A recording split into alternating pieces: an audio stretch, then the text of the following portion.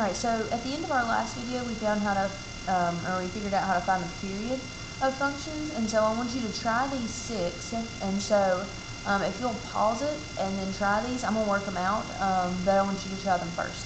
And so I'm really mainly just concerned with you finding the period and not telling me whether it's a strength or a stretch. You could graph it and look at it and tell me whether it's a strength or a stretch, but mainly I'm just concerned with you finding the period. So go ahead and pause it, and then you can play it when you're finished and check your answers.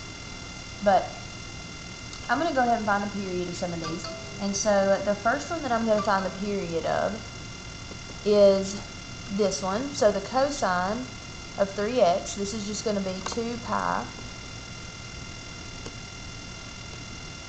Alright, so I'm going to take 2 pi and put it over this number 3.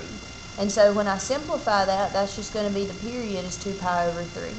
And you can check that on your calculator by graphing cosine of 3x and then tracing 2 pi over 3, and it should take you to that end point. Now, if we get to one like number 2, don't let these other numbers confuse you. If we're finding the period, all we care about is this number in front of x. So I don't care about that minus 3. So this is going to be period equals 2 pi over number in front of x is 2, so that's just going to be pi. Number 3, when I find the period, this is going to be 2 pi over. This is the same thing. If I have x over 4, it's the same thing as 1/4 times x. So I need to make sure that I take this entire number, that entire fraction, when I do this one. So this is going to be 2 pi over 1/4, and I'm going to take that and flip it and multiply. So 2 pi times 4 over 1 is just going to give me 8 pi for the period. Now number 4, period is going to be 2 pi over, this is going to be same thing as pi over 6 times x. And so I'm going to take pi over 6. A lot of people will sometimes start taking x with this number, and you don't want to do that, okay, because the period is just a number. You don't want an x in there. And so I'm going to take that and flip it and multiply it and make this 2 pi times 6 over pi. And when I do that, the pi's are going to cancel. And so I'm left with 6 times 2, which is 12 for the period. Alright, number 5, period is going to be, this is the same thing as 2/3 times x. So I'm going to take 2 pi and put it over 2/3.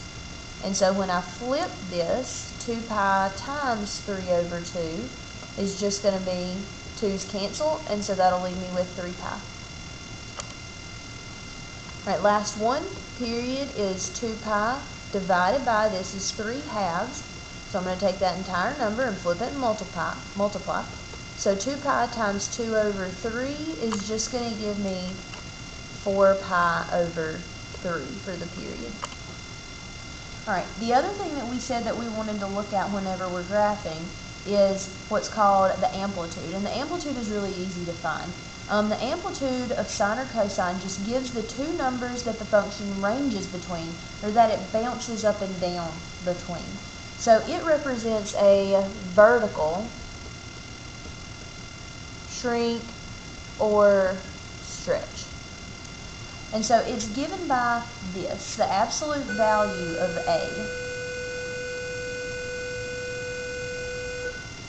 Alright, and remember, A is just the number in front of the sine or cosine. And so this is the amplitude. Now, when we graph these over here, I want you to look at the numbers that we had in front of sine and cosine. So for this one, if there's no number here, it's like there's a 1. And so 1 means it's going to bounce up and down between 1 and -1. Same with this cosine, there's like a 1 there, so that gave us this number, 1 and -1, that it's going to bounce up and down between. And so that's all we're looking at when we're finding the amplitude. And so if the absolute value is less than 1, then you have a shrink. And that should make sense, because if it's less than 1, that just means it's going to bounce up and down between smaller numbers. And if it's greater than 1, you're going to have a stretch. Now, the reason that you take the absolute value to find the amplitude is because that negative tells you whether your function is flipped or not. Okay, the amplitude is just going to be the number itself. So you want to just always leave off a negative if you have a negative in front when you're telling me the amplitude. So let's find the amplitude of this first function. So since there's no number out front, that's like a 1. And so the amplitude is 1. And it's going to range between 1 and -1. And that's all you have to do. For number 5, the amplitude is 4. And remember, I'm not going to take this negative because the negative just tells me that it's flipped. Let's just graph this one to see what the graph looks like so we can see some of these things. So -4 cosine of 3x. And so this means it's going to bounce up and down between 4 and -4. We said over here that cosine normally will start at a max unless we flip it because there's a negative. So this one, there's a negative out front, so it should start down at a min. And so then we'll also change the period. So when we graph this, it's bouncing up and down between 4 and -4. And see where I'm talking about the start? Remember, we said the start's at 0, so that's going to be down at a min, and that's because it's flipped.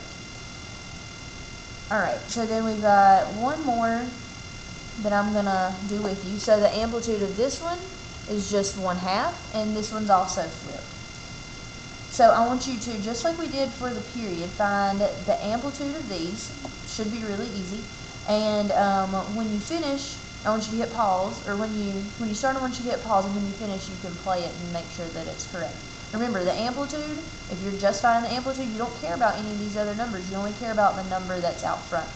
So pause it, pick back up. I'm going to go ahead and show you how to do these. Amplitude here is just 1 because the number out front is 1. Amplitude here is 4. Amplitude is 6. Amplitude is 1/2. Amplitude is 1, and amplitude is 1. And so then that's all we have to do when we're finding the amplitude.